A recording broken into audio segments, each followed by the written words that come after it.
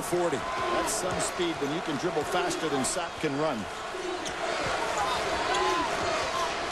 Trying to earn a place in the championship game. It's Hibbert. And a nice move. He shows the outside game, shows a little soft hook. Well, Oden hasn't played against a man of his ability in the low post this year, and he was a no factor in shot blocking there. How about Oden saying this week it's the first time he's ever played against anyone taller? In any trouble with the rims here in Birmingham. Pickett, nice feed down low. Hendricks had it blocked by Hibbert. 14th block shot for Hibbert. Georgetown continues early to blitz the on-ball screen. Alabama has to get what they want off that play. There's exactly what Stacy was talking about. Leaning on a guy in that low block and then using that body to go up and under. Perfect move by the big guy, and he's got 4. Getting the floor burn, going after it, and he's got it now. Good pass from Hibbert, the stop by Ewing. There was Ewing again, making a great pass into Hibbert, and what makes Hibbert so great is that he can make that pass when a person touches back door. Hibbert wanting the ball here. Thabit right behind him. The rolling hook for 2. He has worked so hard, paid his dues over the course of the summer against the likes of Mutombo. Grew up idolizing Mutombo morning. Went to nearby Georgetown Prep and just paid the dues. Adrian thought about going hard to that rim. Here's the jump shot by Price. And a rebound comes out to Hibbert. The Hoyas number 8 in the country. Connecticut unranked. Georgetown at 12-1. They're only lost in Memphis. Hibbert low. Banks it up and in. They'll count the basket. He'll go to the line. Thabit walking away shaking his head. But Hibbert going after the three-point play. One of the things you want a post player to do on the catch is go right to the rim. Have your shoulder pointing at the rim. He puts his shoulder into the chest of the beat and scores it. Well, this is what we expected defensively. A grind from both sides. Hibbert, the big target, rolls to his right. Such a difficult shot to stop. Yeah, and without the beat, you go right through the big man, which is what you should do. They get a shot. Don't be surprised to see Hibbert touch it. Game clock at 15, shot clock at 13. Now down to 9 on the shot clock. Hibbert way outside. DeJuan Summers. Shot clock down to 3. Here's Hibbert. Yes! A three-pointer!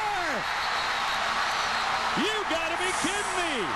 Roy Hibbert, 7'2" senior, launching a three-pointer with the shot clock dwindling down, and with 2.7 left, the Georgetown Hoyas have the lead, 72-69.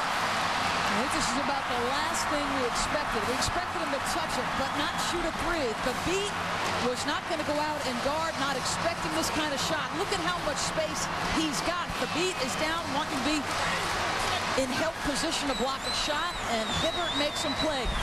Top of the broadcast, we said 118 consecutive starts. Not bad for a guy that wasn't sure if he would play here at all. Hibbert, that's his bread and butter.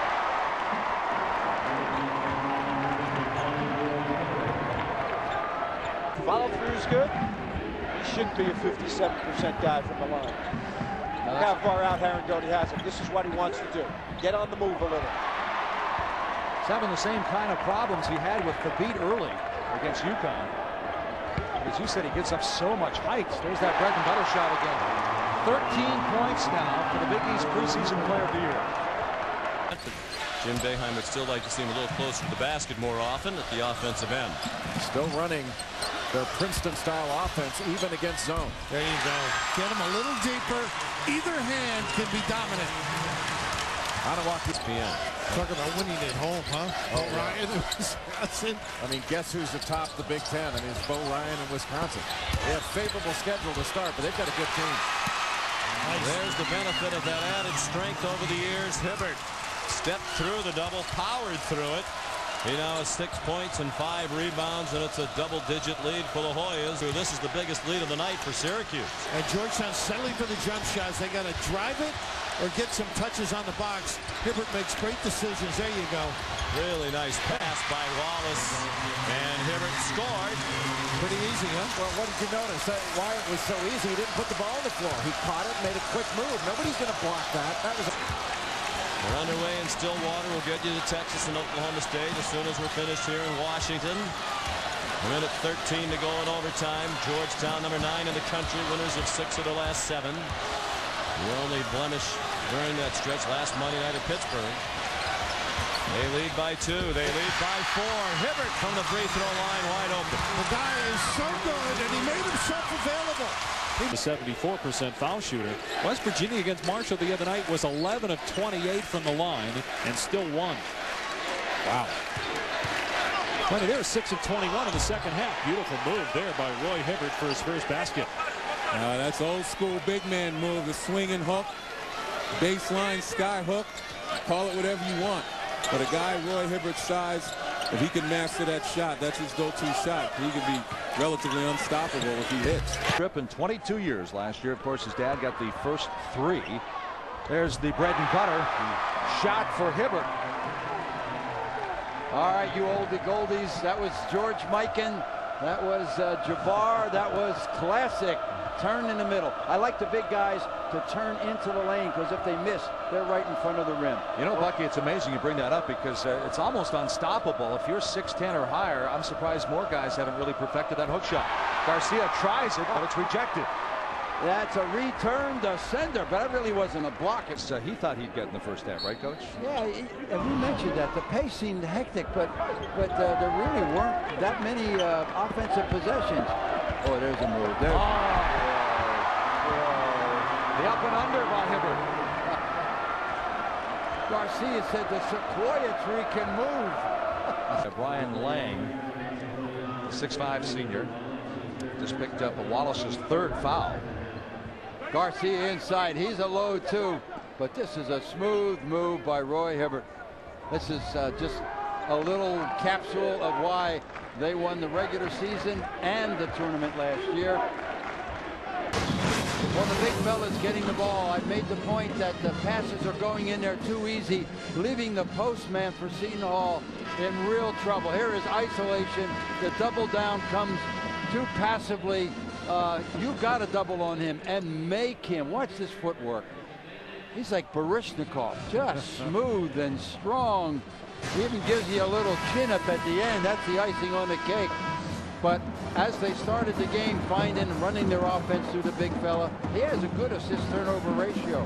Sometimes you throw the ball into the big guy, it's like throwing in the ocean, and guys get discouraged.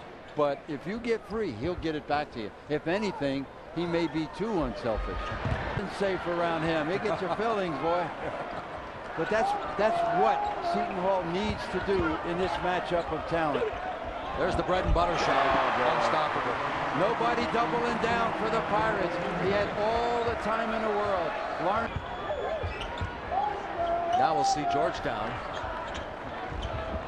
5:45 to go.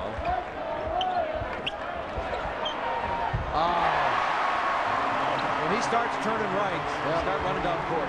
Again, no double team, no pressure on the perimeter to keep the ball from going in there.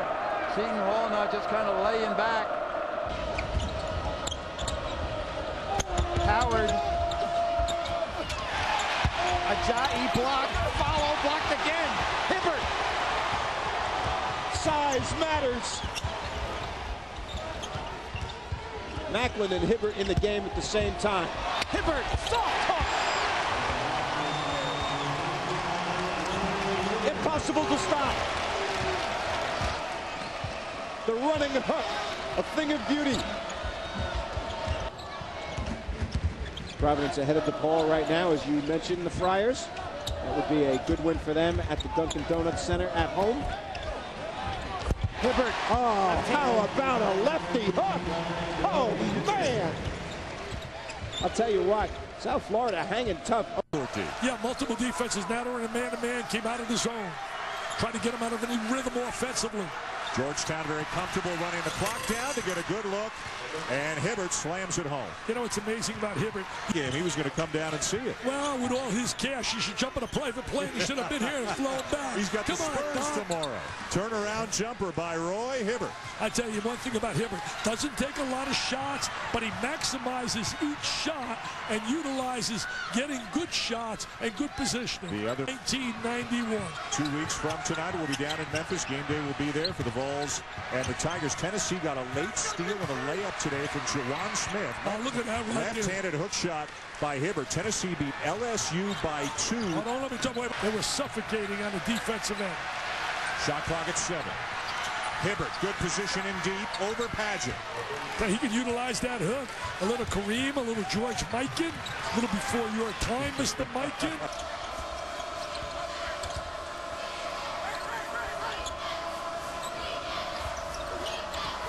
Hibbert bumped around by Hall and still kept his balance to score. Twice now we've seen passes go through an entire defense for Providence. During that 17-5 Georgetown run. Good defense by Xavier, but again the free ball goes right to Hibbert and he scored.